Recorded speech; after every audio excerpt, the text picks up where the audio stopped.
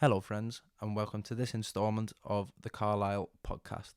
I'm aware that on my most recent podcast on industry leadership, it may have been void of the football content that the majority of my audience come looking for. So, with a quick turnaround, you have it in abundance in this episode, as you see me interview some true footballing greats. And given how the 1920 season's gone so far, I know Evertonians in particular could be doing with some lifting of the spirits. November saw the release of Everton, Howard's Way, a film directed by the brilliant Rob Sloman, dedicated to the Blues' most successful side, and of course the one and only late Howard Kendall. To celebrate the launch of the film, me and a few lads from the Everton newsfeed group were invited to the media day, which started at the 85 Lounge in Goodison and ended at St George's Hall, which was blue from head to toe. Also in attendance and together for the first time in 30 years were members of the coveted 80s team. Put together in a podcast, you're about to hear the exclusive interviews with Peter Reid, Derek Mountfield, Graham Sharp and Andy Gray. Everton legends without any shadow of a doubt, and I'd just like to reiterate a huge thank you to John and everyone behind the scenes at Everton Newsfeed for making this opportunity possible. And make sure to get your copy of Everton Howard's Way, which is available both digitally and physically now. It's an absolutely fantastic watch. Even for those that aren't Evertonians, I'm sure you'll appreciate just how much of a fantastic piece of filmmaking that it is. Joining me now at the Howard's Way Media Day, none other than Peter Reid, sat below a picture of the man himself. Aye. Ideal. Howard brought you to Everton in '82. Within 3 years, he'd won PFA Player of the Year, he'd won the European and League double. What made that relationship work so well? Because if I'm correct in saying you linked up with him later on in Manchester City, didn't you? Well, when he signed me, I failed the medical. So it was a big call because he was, it wasn't all rose at the time. So I think he signed me and Andy when we both failed our respective medicals. So it's a big leap of faith, isn't it? Yeah. Signing somebody. And it's fair to say my first training session wasn't great. I've heard. Celebrated the right way. I was diabolical. They were bouncing off me. I couldn't run. I was seeing through the ball, and he pulled me afterwards and I said, I own up. I got bevied last night. I'm a disgrace. And he said to me, do you like a drink, lad? And I went, yeah. And he went, you've got a great chance at this football club. Now, it's funny, but the sports psychology behind that is brilliant because I'm running through a brick wall for this fella. And that's ultimately what I did and certainly the squad of players did, and that was great management and great psychology for you. Yeah. And he had that in abundance. Yeah. How was that settling in process? Obviously, like as a local lad, I know you grew up a Red, but coming into the side rather than being someone who's come through the ranks, how did you find it? Well, I did all right first, then I got injured. Shock, horror. So I'd done my knee again, so I had a spell of like in and out. But you know when you sign for a club like Everton and it's got it is traditionally massive and a great history. It's something that you want to make. You want it to work, of course. You want to do your best for it, and obviously the success of Over the Park made it magnified. So once we got it going, it was a great place to be, and playing at this stadium when it's rocking, it doesn't get any better. And fortunately for me, even though it's a long time ago, I was part of a team that made this stadium rock, and it was great. Of course. And what seemed like a catalyst to propel us to really compete alongside Liverpool for honours was the appointment of Colin Harvey. I think from reserve to first team coach. How did he complement Howard as his assistant? Well, Mickey was involved. He was bubbly, but Colin was really good in the training pitch, where you were always at it. Great personality. Two of them were great players in their own right, and to be fair, they used to join in on the odd occasion, and you could tell the ability they had. So they set standards, and high standards, and we got to them high standards, and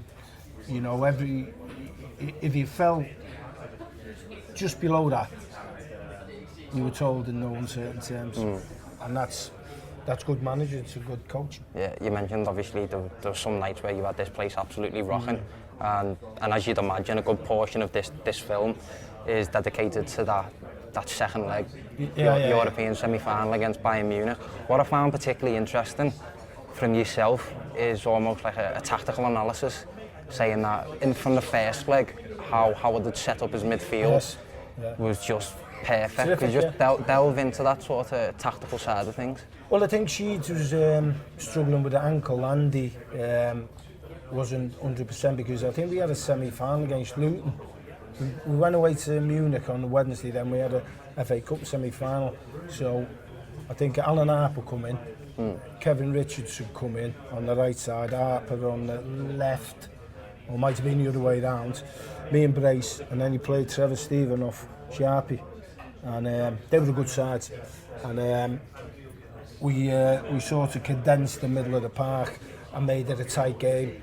And tactically, the manager got it right on the day. To go to a place like that and come away, with a draw and not conceding. It was a terrific result. Brought it back to our place. Yeah, it was clever. Obviously, a lot's been said about the atmosphere. How that felt for the players, particularly like standing there waiting to go out in the tunnel.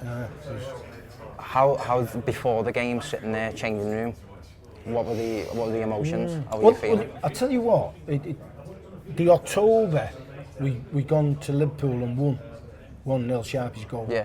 The following Saturday we beat Man U 5-0. On the Wednesday we had to go to Old Trafford in the League Cup. Now why I'm saying this, them 10 days we beat Man United home and away, good team, and we won at Anfield.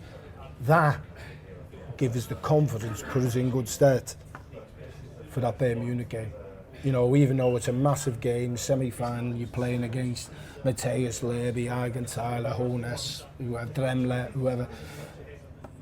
We know we could take on the best in the world and beat them. Yeah. So it was just that. The place was rocking. I remember going out for a warm-up, and it was Adrian Heath, who was injured, did something for Granada reports on the telly, and he come in, he says, it's packed. He said it's like 45 minutes for the kick-off. He says it's chocker. He said, and the atmosphere is unbelievable. We went out and you just knew then there was something special about the atmosphere, and then we had to go and make that special atmosphere, make it, if you like, work on the park. Make it count. And we did. And it was tough because they nicked one ahead, and obviously we've got to get two then, and they were a good side. But I'll tell you what, I've got to say, the crowd did help us on that day. Yeah. Without a doubt. Of course, that's the quote, isn't it? That's it. And it's right. That's all he said that. He said that, and the crowd certainly spared us on in that game. And we blew them away. Second half, we blew them away. Watching that game back, I wouldn't be surprised if you've still got some bumps and bruises from it, to be honest. Yeah, I had 6 stitches at half time in a shin injury. The geezer did me a beaut. But, hey, listen, the doctor put the stitches in, and in fact I went to hospital after the game, and the lads were all on the lash in town, and I was in Lourdes with my feet up because the leg had swelled up. But I played on the Saturday. Wow, like just things like that you mentioned there, these quick turnarounds between, cup games, European games, league games, particularly with someone who's had a history of injury problems. How did you keep yourself fit? Well, the semi-final against Luton, when we seen it through an extra time, I was hopeless. I was useless. Couldn't move my legs. In fact, I only started playing in extra time. I couldn't get myself going. Brace was brilliant. Brace did all the work, and Brace was brilliant. And then Sheedy, Kevin, who'd missed the game, bobbled one in, and then knocked a free kick, which was Kevin Sheedy. If you wanted anybody in the world to hit a dead ball and get in the right area, Sheedy was there, sticks it on Derek's head, and it goes in the net. But what it is, even though it was tough coming back, we've seen it through. I mean, sometimes in football matches, you're not going to play well all the time. But if you've got a desire to not get beat and to win games, it shows through. And that's what that squad of players, and I include Alan Harper and Kevin Richardson, who was absolutely outstanding. Brilliant squad players. Well, great players. And great characters. And that's what we had. That's what we had. And Luton were a good side, a tough side. And it was hard. Ricky Hill, Mick Harford, Foster, Donald. I want to say Mountfield had a broken nose from that, yeah, we see it. Well, if you're playing against Mick Harford and Luton, it does get a bit physical. And Mick's a great pal of mine nowadays. So, yeah. But it was good time to. It was a great time to play football, and it was a great club. But for me, a really good balanced football team who had the desire and an ability to play football, and then you had a goalie who was the best in the world. So was he? Would you say so? Oh, without a doubt. Yeah. Without a doubt. Well, I think the general consensus from my family, fans, they said that European Cup Winners' Cup final against Vienna was a bit of a non-entity, because that Bayern Munich game almost felt like the final. What was the mentality going into that? Obviously we got the job done, but did we feel like it was won before it was what actually won? The mentality was Celtic had played them and had to play a rearranged game at Old Trafford, because it got someone throwing some bottles on the pitch, and Celtic had won it or drew it, so the game was played at Old, and we were convinced.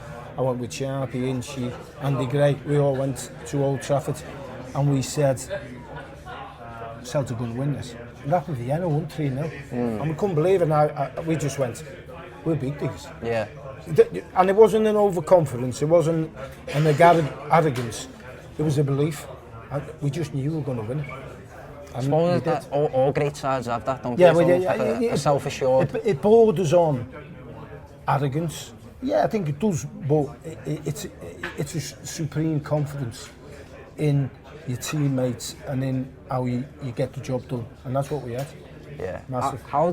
Because from what I've heard, obviously, like my dad has said, from going to Rotterdam, you had to make it back in 2 days. It was tough. To Wembley. Do you think that, obviously you've just won Everton's first major European honour, celebrated a bit too hard there, or? Well, listen, we had an FA Cup, we played on the Wednesday, we got back Thursday morning, we had an FA Cup final. But if you're a successful team, it comes with it. Yeah.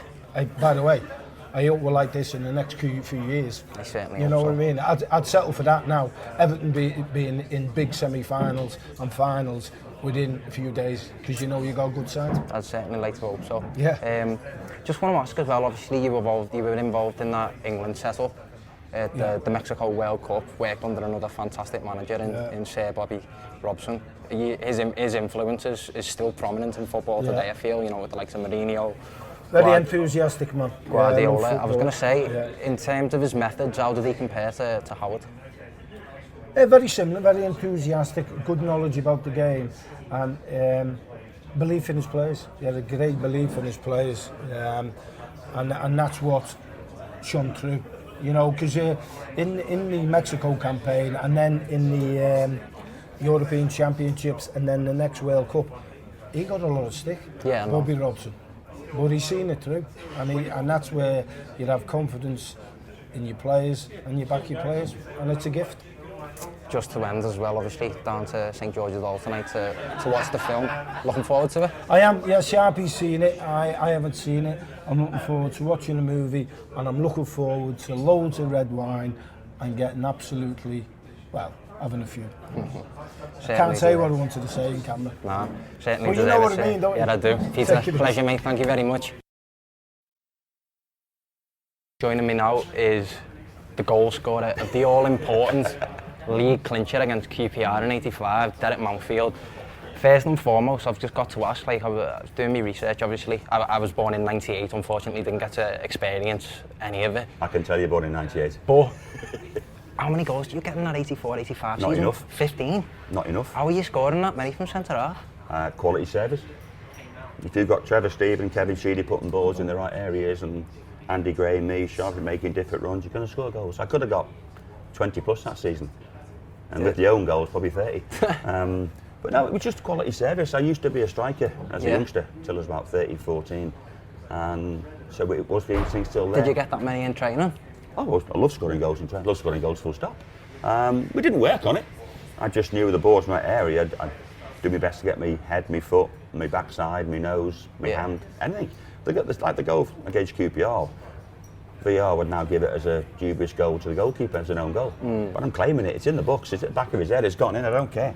No, we didn't specifically work on it, but we always did shooting practice and training. So I always joined in there, crossing and finish. I joined in. So, but I maintain it's all down to the service. When I went to Aston Villa, I had Gordon Cowan doing the same down there, and I got 17, 18 goals at Villa in 3 years. Fair enough. It's all about quality service. Sometimes you see boys now, they can't even beat the first man. We had quality delivery all the time. And still only, at the end of that season, I think still only like the 4th highest goal scorer. I think I was joint 5th, yeah. I think 4th or 5th? I think Sharpie,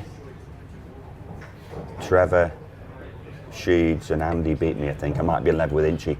Inchy played half a season, didn't he? That's a testament to how balanced that's. But you look at the 6 players in double figures. Now some teams don't even get. I got a centre forward getting 12 goals this season, never mind 14. If I'm known for my goal scoring, I'd like to be known for defending at the same time. Very true, very true. And just to move on, I hesitate to mention it, but you look at Trent Alexander-Arnold at Liverpool right now, and how much it means to him, seeing him, achieve what he's achieving, the other side of the park. How was it for you as a local lad coming through in that side and reaching those heights? For me, I still pinch myself to believe it happened to this young lad who was born in Tewkesbury, brought up on the Whittle, had a season ticket on the street end till the 81 season when I got in the first team at Tranmere at 19. And you start thinking, wow, what does it mean to me? Well, I've got a piece of paper at home and it's my contract, and that means more to me than anything else. That said that I'd play for Everton, I'd sign for Everton Football Club. Not I'd play for them, I'd sign, that was enough for me. Yeah.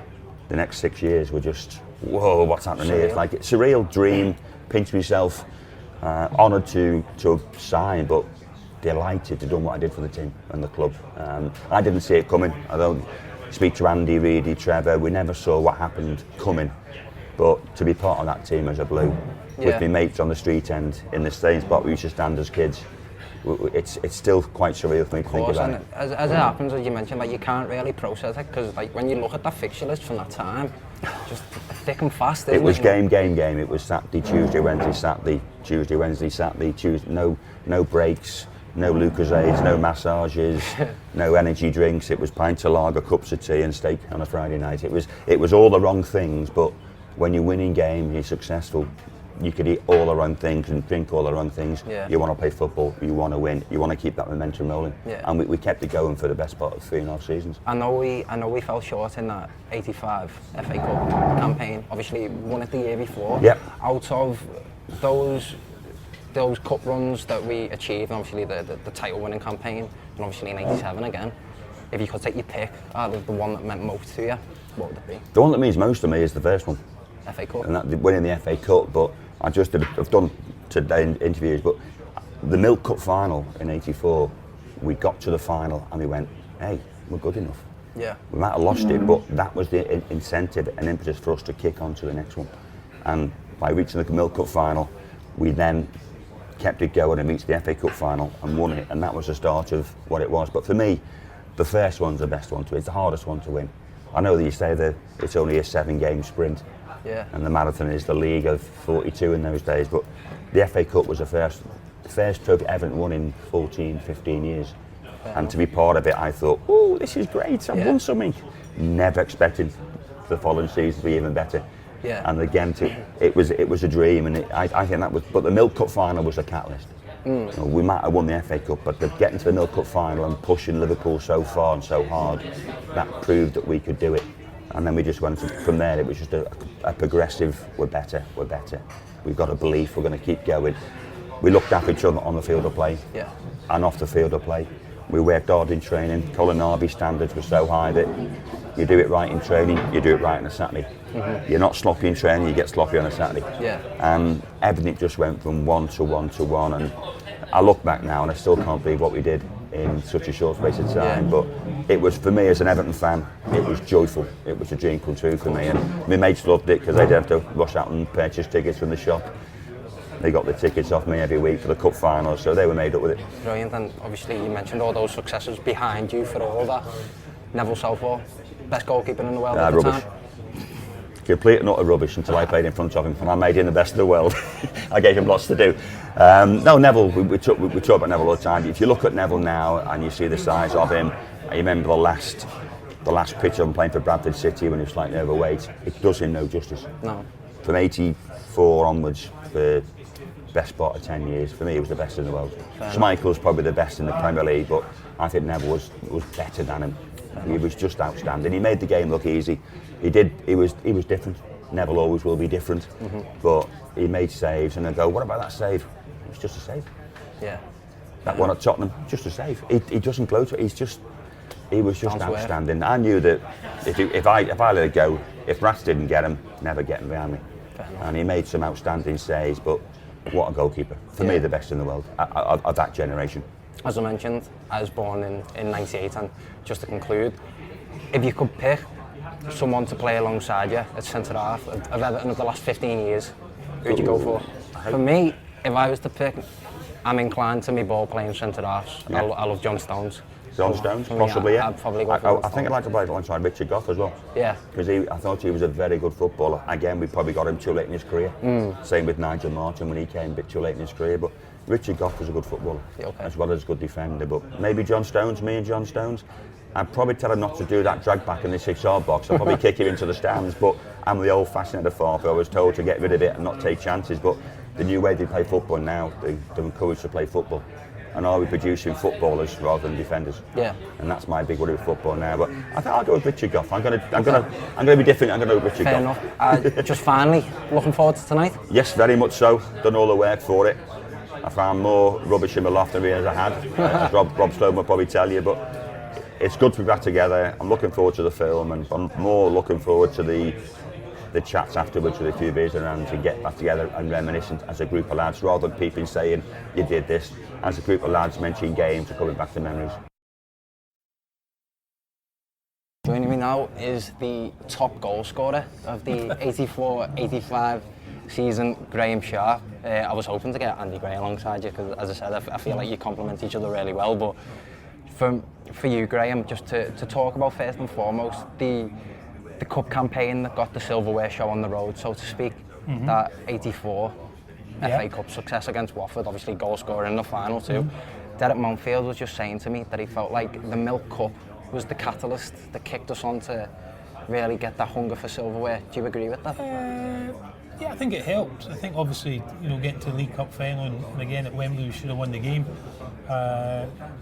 Unfortunate to lose the replay 1-0, but it gave us a taste of what it was like to be like reaching cup finals and getting through games. We were getting closer and closer to Liverpool. It showed in the first game at Wembley where we should have won. Another refereeing decision went against us, but it gave us a belief that hold on, cup competitions were as good as anybody else. Obviously we get to the Watford Cup final. I think the experience of being at Wembley before, earlier in the season, helped us against Watford. Obviously we were favourites going into the game against Watford, but Watford had a good team. John Barnes, Maurice Johnson, the big boy Riley up front, Callaghan in the wings. So they had a good team, and whilst we were big favourites, we still knew we had to do a job. But I think the first half was tight. They had a couple of opportunities, but I think once the first goal went in and we scored a goal, there was only going to be one winner. And then obviously Andy scores in the second half, and I think we run out quite comfortable winners. But the League Cup final helped us, but I think winning the FA Cup made us believe that this was it now. We could go from there and challenge Liverpool, challenge at the top of the table, win things. So I think the first trophy you win is always the most important one for me, and I think that's still the same in football now. And I think even the present day players, we're unfortunately lost an FA Cup final. I think if they'd have won that, they would have kept on to bigger and better things, but wasn't to be for them. But certainly for us, I thought the Watford final was massive. Brilliant, and of course during that time you had a formidable partnership with Adrian Heath. I've heard Greame himself say at the time, you know, as a spectator, it was the best front two in the country. I'd just like to ask, obviously the horrible ACL injury that occurred, how did you have to adapt your game to play alongside Gray? Well, people ask me the question about the best players I've played with, and you know, Shandy and Gary Lineker are always in the top three. As a footballer, Adrian was brilliant. He had a hard time when he first came up to the football club, and then he moved up and we struck up a partnership, and it was a partnership we didn't have to work on. You know, it just came automatic. I knew what he was going to do, he knew what I was going to do. We worked close in those days. He played with a front two, so it was good to have an understanding. So when Adrian got injured, it was a massive blow because he was right on the verge of being called up for England. So it was a massive. In those days, ACLs were career-threatening injuries. You know, the technology is a lot better now to deal with them, but Adrian had a really tough time to come back from that. So when he got injured, obviously the partnership was changing, and it was me and Andy. And I think a lot of the punters, you know, the press, the public, whoever said it wouldn't work because we were too similar, two big centre forwards, same sort of players. But I think that made us more determined to say this will work, because he was one of the guys. Andy was one of the guys who, when he came into the team, he was brilliant in terms of he grasped a group of young players who were struggling a little bit, to give them that fight and desire to be the best we can possibly be. Because him coming on board and the two of us playing up front, people say that it brought my game on to another level. Andy was a good footballer, but he was a tough guy as well. You know, and when you went on that football pitch, you knew you were in a battle. And you were in a battle, and you were going to win that battle. And he was excellent. So he came in, we struck up immediately, because we were good friends off the field anyway. He hates me saying this, but he was my hero when I was a kid growing up. He's obviously older than me, but it was. And when he was coming from Aston Villa, that was a dream come true for me. I'm thinking, wow, I'm going to actually play with somebody that I look up to and idolise him when he was at Villa. So, you know, he was a fantastic partner to play alongside him. And it was a different setup then, because we went probably a little bit more aerially, where Adrian was more into feet, but certainly didn't affect the team. Yeah, and obviously both two Scottish lads coming up to Liverpool. Something that I feel like the film captures exceptionally well, and as someone born in '98, I didn't really get to experience it. The social, political climate in the city at the time. How did you find that as a player coming in, and did that almost bolster your relationship with the fans, with the success to follow? I think coming from Glasgow, the two similar cities, Glasgow and Liverpool, but Liverpool in that time was tough. It's always got the reputation as being a tough city, but I'm talking about really tough. And obviously unemployment, you know, the talks with riots and the unrest with the government and everybody else. It was a tough place to live, but football was kind of a release for everybody. When you look at the crowds at that time, and they've been successful, the trips to Wembley, and you're thinking, how are these guys affording that? How are they getting to the games? You know, so football brought everybody together. Shows how much it meant to them. Yeah, it did, and it brought them together. It was a release for them, because they did all the things during the week of unemployment, queuing up in the dole office and everything else. So this was a release. We had to get out there, and it was a great time to play, but it was a tough time being in the city when you looked at all the deprivation at times as well. You look at the riots and everything that ensued in that. You look at people unemployment. The reputation it got wasn't great.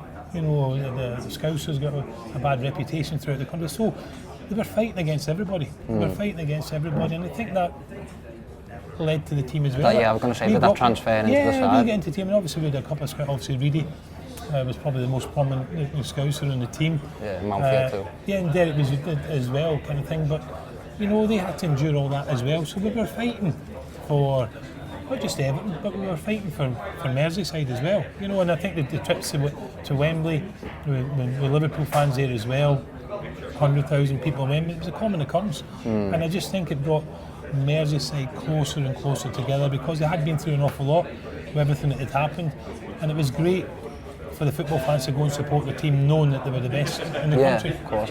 To what extent did that transfer over to the European ties? Because I know, obviously when you're talking about the great nights at Goodison, you can't help but mention that formidable night at Goodison Park when we beat Bayern Munich. But in terms of the mentality, not just at home, but away from home, Yeah, I think it did. Listen, we were fortunate enough that we had a team spirit. We were just speaking to some of the lads before about we never ever thought we were going to get beat, and that wasn't being big-headed or blasé or whatever kind of thing. But we had this fantastic team spirit, team ethic that what winning teams have. Yeah, but we have to run through a brick wall to achieve that. It's not just going to be because we'd won a few games before. Somebody's going to give it to you. We knew that we had to still be at that standard. To win those games, whether it be Sheffield Wednesday away or whether it be Bayern Munich away or whatever, we had that ethic and desire to be the best we possibly could be. Nobody could ever drop their standards at the football club. Nowhere. If your standards dropped, you weren't in the team. It's as simple as that. It was an easy decision for everyone to make. But that never happened because we had, and people talk about Kevin Ratcliffe being the captain and what a good captain he was, but we had 11 captains. That if one wasn't doing it, 10 would tell him. Easy. We didn't have fights in the dressing room or anything like that. Somebody would speak, and automatically they would get your attention and you listened. So we had a great team spirit, a great camaraderie, going away from home, seeing the supporters travelling to far-flung places, thinking what they'd been out to actually get to these places. It was a brilliant time to be a footballer. Really, really good time to be a footballer. To what extent was that work ethic, that desire to run through a brick wall, to what extent was that instilled by Howard? I would say for myself personally, it was more Colin because a lot of players had grown up with Colin and Gary Stevens, myself, Kevin Ratcliffe, Derek, Mountfield. We'd all come through the reserves, and Colin was the coach here, and Colin was very hard on the young players. Nowadays, you probably couldn't get away with it; they'd probably call it bullying. But we were brought up in a way that to say, this is what you have to do. Everton Football Club, these are the standards you have to get to and you have to keep. And that was from being a youngster, and it was hard work being a youngster as well. Everton, training in the afternoons, running, everything else. People think it was easy being a footballer, but you had to work extremely hard. But what we had then was that every one of our players had the same thing. They'd been brought up the same way, that this is what you had to do to be a footballer, to be the top footballer, to challenge for trophies. You had to reach these standards. And that wasn't... Colin Harvey was a great believer in standards off the field. Like, if you came to training, you'd have to come to training smart. Yeah. You couldn't come dressed any way you want. You'd have to come smart because you were representing Everton Football Club. You had great pride for Everton Football Club, and Colin was a big stickler of that. He'd been a player there, Howard had been a player. He knew what it meant to play for Everton. He knew what the standards were, and that's what they kept pushing through the whole football club. So Colin, when the youth coach was still having the same standards that you'd expect from the first team. So I think that's very important to have standards as a football club, and I think that's why. And Howard was a great one that when he went to look for players to sign, they had to fit into the group. He wouldn't have anybody who would disrupt the group, so every signing, which was good on the field, it was also good off the field as well. And he was a great believer that your team spirit had to be together to have any chance of winning things. Brilliant, and just finally to conclude, looking forward to tonight. Yeah, I am. It's good to see the guys again. Obviously they're all living, all over the world now. Andy in Qatar, and Trevor in Dubai, and Gary in Australia. So it's great when we meet up. And the good thing that people always remark on is the fact that it's just as if you've not changed, and we haven't. When we get together, we'll have a good time and a good laugh, a few beers, but still very, very close. And that just shows you what we had in those days. And it's something that we'll never lose. And it's great to meet up with teammates, but it's also great to meet up with mates. Brilliant, and right to do it in the name of the gaffer too. Yeah, and the Howard was brilliant, and we all had our fallouts with Howard, but what he was down to earth, knew the standards of Everton Football Club, and made sure everybody did as well. Joining me now from the very blue St George's Hall, the one, the only, since one of the greatest, number 9, to grace the fields of Goodison, to be fair, Andy Gray. Just got to ask first and foremost, the trophy that got the show on the road, so to speak, the '84 FA Cup. When you come into that side, you've obviously won previous individual honours at Villa, at Wolves. You've won 2 League Cups.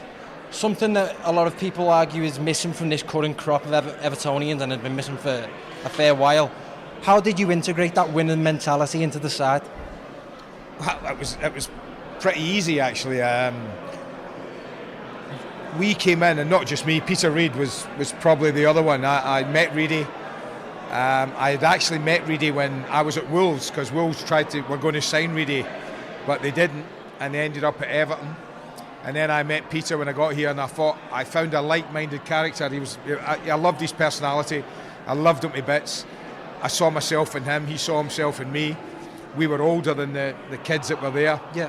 But the one thing that people like Sharpie and Gary Stephen, Trevor Stephen, Sheedy, Radcliffe, all these people, Neville Southall, wanted to do was win things, and it was easy actually. But I do think that we kind of guided them. I don't think we are responsible. They had the talent. They had heads. all the talent. You were the older heads, though.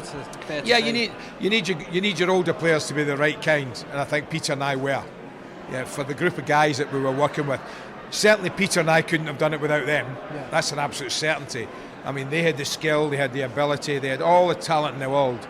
And Howard was giving them guidance perfectly on the training ground. They were just finding it difficult to put it all together on a Saturday or a Wednesday night. We finally got it all together, and it was no surprise to me that they went and did what they did, this team. It was just too good. I was speaking earlier to Greime about, obviously you share similarities in being that you're Scottish lads coming up to Liverpool. How did you find integrating into the city? Because obviously something that I found very informative about the film, which I'm sure you'll see, is I was born in '98. I didn't really get to experience any of the climate, but the social political climate of Liverpool at the time, unemployment was high, times were rough. The football provided a real out for the people of Liverpool. Yeah. Would you say that added to your connection with the supporters? I've often said, when I got to Liverpool, I'm from Glasgow. I got to Liverpool and I came in, I mingled in the city, and I thought, do you know what? It is so like Glasgow. And I meant that. Built on a massive river, the Mersey and the Clyde. Shipbuilding and everything that came in from there was paramount to their history. It was a massive part of their history. A city with two big clubs, Rangers, Celtic, Liverpool, Everton. Humour of both cities, Glasgow and Liverpool. I came into the city and I felt at home. I really did. I said to loads of people, this reminds me so much of Glasgow with a different accent. And that was that's what I felt like, and that's why I felt really at home in this city. Fair enough. And goes without saying, you were goal scorer of arguably some of the biggest goals in this club's history. Just Bayern Munich. Yeah. The final itself, obviously, you and Sharp both scored in the Watford final too. Just walk me through those emotions when you score and winning goals for Everton Football Club in cup finals. It's hard to describe. I mean, emotion is instant. I remember the FA Cup final. I was away and gone. Funny enough, in the European final, the one you mentioned against Rapid Vienna, I don't know why, but I felt more in control of my emotions that day than I did at Wembley, and I don't know why. I know at Wembley I'd just gone. Maybe because I'd always dreamed of scoring in an FA Cup final at Wembley when I was a kid in Scotland. But when we got to the Rapid Vienna, I think because we knew we were going to beat them, and it wasn't a surprise. When I scored that day, I was fairly. If you see my celebration, I'm happy, but it's very much a controlled happiness.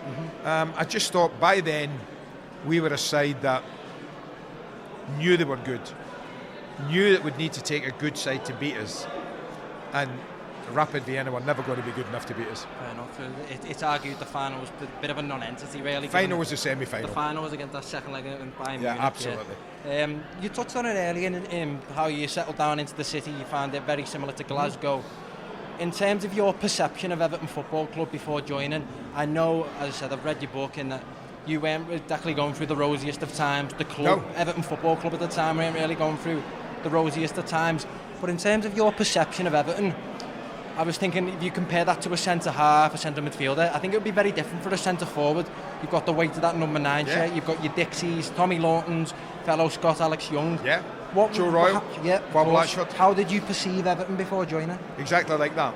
I knew as a centre-forward, if I was signing for Everton, something was expected of me, something special was expected of me. Graham Sharp, one of my best mates, he's felt the same, and he's carried that number 9 when he played for Everton gloriously. Greame did after I left. It was just so good to see a fellow Scot do that, because it's such an important. Then Duncan came along after him, and you know, if you're a Scot, Scotland and Everton, they seem to have a link in that certain department. Alex Young, another Scot. You know, these were great players that played at the top end of the pitch for Everton. And when I left and Greame took over, and then Duncan came in and did the same, and it would be wonderful to think another Scot would come and do the same, but I can't see any on the horizon. Sorry about that, guys. I'd love to give you a name. I'd love to give you a name, but not anytime soon. No. You ask Duncan, you ask Greame. They know when you come to Everton, it's a bit like going to Newcastle and you're a number 9. It's a number. It's a number that needs respecting. I knew that and I respected it. From a tactical perspective, I asked Greame before, and I've got to ask you, obviously, and you've said, from a spectator perspective, Inchy and Sharp were the greatest front two in English football at the time. How did you have to adapt your game to play alongside Greame? I didn't. No? We've talked about that before. No.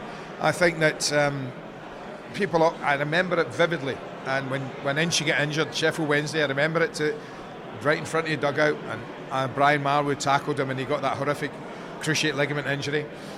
And from that minute I knew, because we'd been going so well, there was massive pressure on me and Greame, but more on me, because I was going to come in and play, and I was vastly different player to what Adrian was.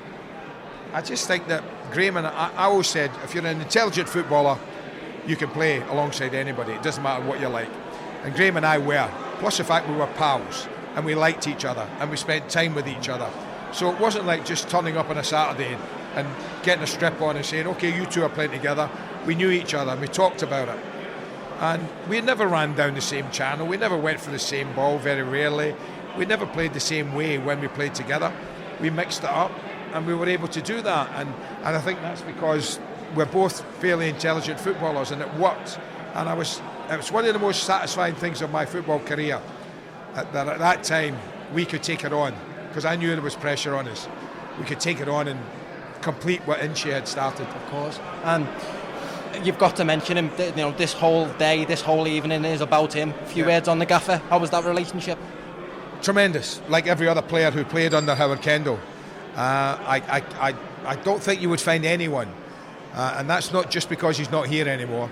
I don't think you'd find anyone who played with Howard, whether they got picked or not got picked, that would say they didn't like him or they didn't respect him. I did both. I both liked him and I both respected him. And I think every player would say the same. I'm sad that he's not here tonight. I really am sad that he's not here tonight. And it's a fitting tribute, because Howard Kendall has never been held up with the regard of other English managers, in my opinion.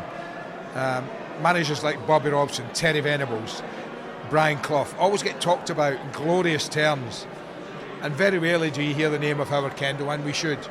And if this film goes in some way to putting that, writing, not wrong, but writing that, so that Howard is, people go, wow, what he did was pretty special, then all of us who contributed and helped him along the way would be very happy. You certainly did, and Andy, I hope you enjoyed the film, mate. Thank you. Certainly did. I hope you have a fantastic night. Thank you. Thanks for the interview. Pleasure. Well, there we are. Thank you for listening, and a huge mention, of course, has got to go to behind the scenes John and all the technical lads that joined me to make it all possible. As you could probably tell, I could have spoken to each individual for hours on end. It was clear how much playing for Everton and working under Howard meant to them. Make sure you check out Everton, Howard's Way, which is available now. I've watched it several times and I love it more with each watch. Stay tuned across all the different social media platforms to stay updated on the Blues, and check out the video footage of the interviews on YouTube.